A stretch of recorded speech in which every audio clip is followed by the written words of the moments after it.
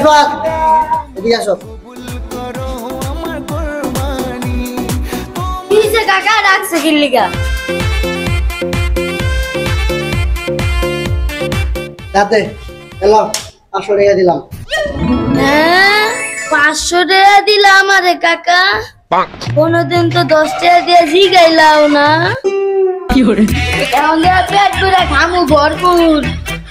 এই খারাপ পেট ভরে খাবি মানে এটাই দিছি নিয়ে গেলি দোকানে যাবি একটা টিস্যু লবি আর একটা গামাছি লবি গামাছি বাটন নেবি আর বাকি টাকা আমার ঘুরে দিয়ে দিবি। তুই রাখ তোর কিছু জানতে পারুন না।